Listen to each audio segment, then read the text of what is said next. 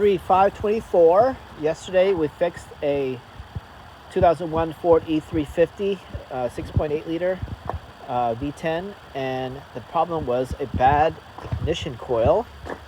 So if you test this with another one, the numbers are like exactly the same. Like on the primary the numbers are the same, on the secondary the numbers are the same, and but when you actually use it, it really fails. So I guess when the heat goes into like things that are transistor like, it's not predictable, like module like. So this thing looks like it's pretty sealed up and no moving parts. So what we did was so this video is going to give you a lot of tips and tricks on this particular car. But the first trick is, which is a very known factor, that even though you test this with a ohm meter, a fluke meter, it may pass, but in real loaded real world, it doesn't work. So it could be the heat. I don't know what's causing it, but ultimately this is under 8-cylinder. So we are in North America, and this is the driver's side. How you count it on the V10 is passenger front is number 1, and then 2, 3, 4, 5, and then over here on the driver's side it's 6, 7, 8, 9, 10. So the one that's right here, where near that orange injector, is number 10.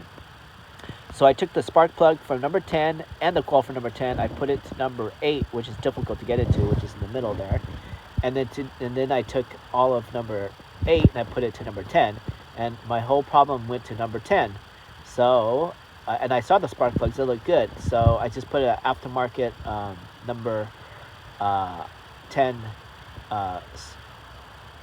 ignition coil in there and fixed the problem. Because the good coil that was for number 10 got moved to number 8. So number 8 is in there with a factory OEM Motorcraft ignition coil. So right now we have like a Spectra with that little number 6 sticker on it. That's like a Spectra aftermarket used ignition coil. So if you own this car, it's best to leave like at least one of these laying around in the car, and then bring an 8 and a 7 millimeter to get this out. But to get this out backwards, you still got to lift up this piece of plastic, and that requires an 8 millimeter. Everything is 8 millimeter except for this here is a 7 millimeter. Don't know why they didn't make it 8 millimeter, but they changed it to 7 millimeter. So everything else is 8.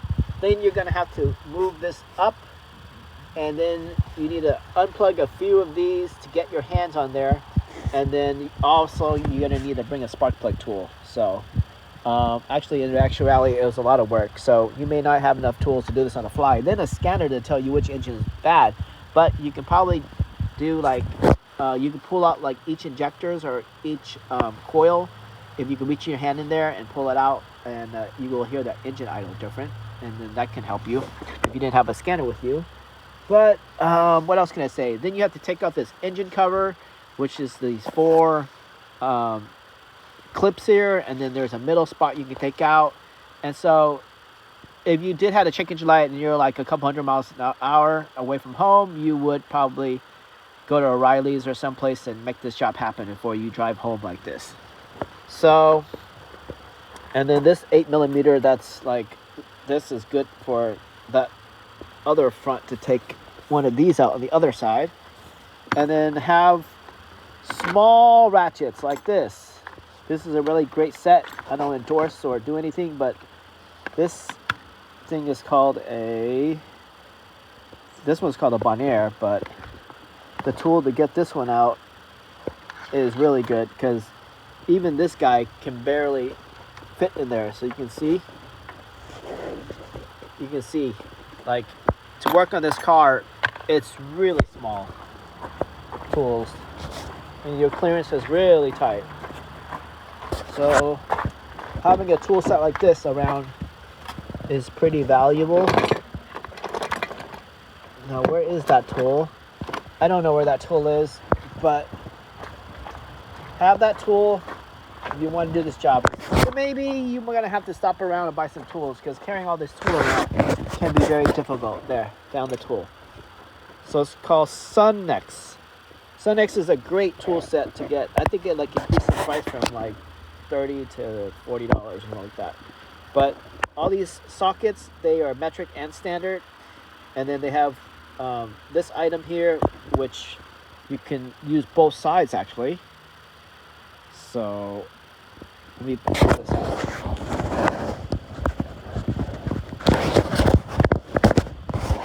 See, so this is the magic of the Sunex thing. You have a reckoning here, so a boy and a girl version, and this makes it super short to get into this distance. Because, heck, look, let me put the socket on so you can. Concept is easy. Put a 7mm in here, open it up. But look, once I put my tool in there, look how clearance I have. Very, very little. And so,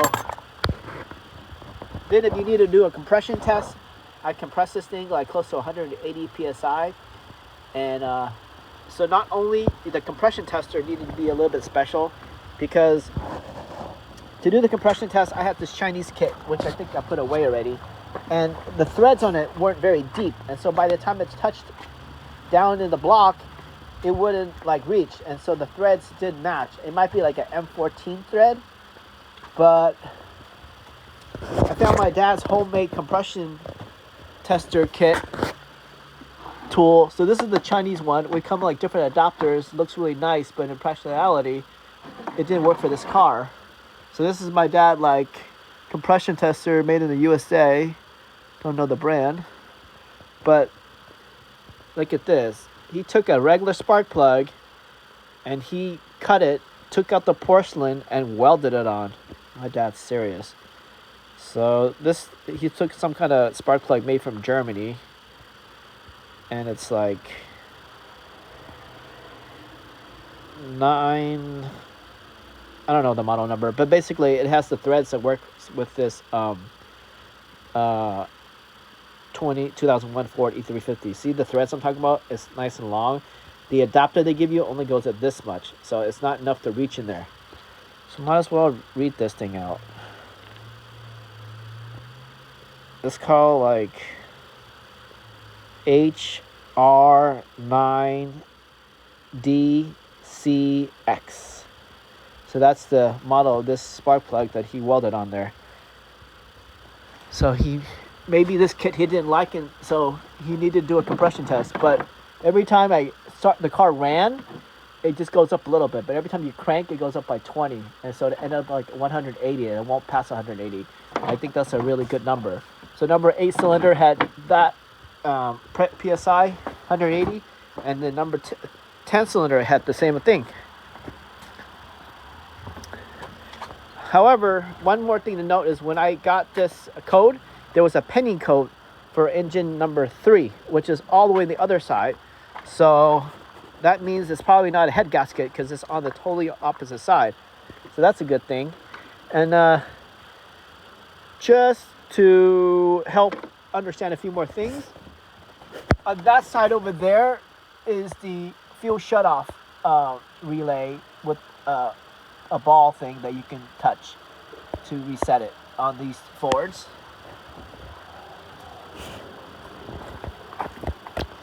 And since I'm trying to make a all-inclusive one-stop shopping video, to do this spark plug,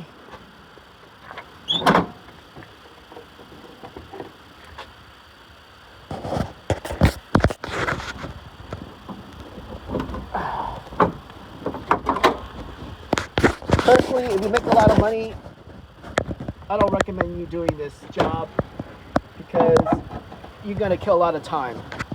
But if it's a hobby or you get yourself out of trouble, of course. So to get to those spark plugs, you got to get this out, this guy out, and you can leave this guy. So 8mm there, 8mm here, 8mm here, and then this thing comes out. To get to that 8mm in there, just lift up that piece of plastic. That's it. And then if you run it too long without this thing here, the car starts dying because it has like unmetered air. That's all I can say. In terms of like sockets, I think I must have, this is the tool you need like this. This is a good setup. So to get the spark plug out, you're gonna need a 5/8. This is pretty standard. And then you're gonna need this kind of setup, just like this. A short one that's really common and a longer one. First, you put it in with this only, and this thing needs to be universal. And I put some tape in here. So you need to be this long. Once you're in, then add this guy in, and then add this guy in. And then you may need a little cheater bar, but you can only cheat a little bit and turn a very little bit. So you need a kind of like a nice one here that has little micro turns. And then I did not need one of these weird flexible ones. But I mean, to carry all these kind of amount of tools in the car is not that practical, but that's required. So I will leave a spare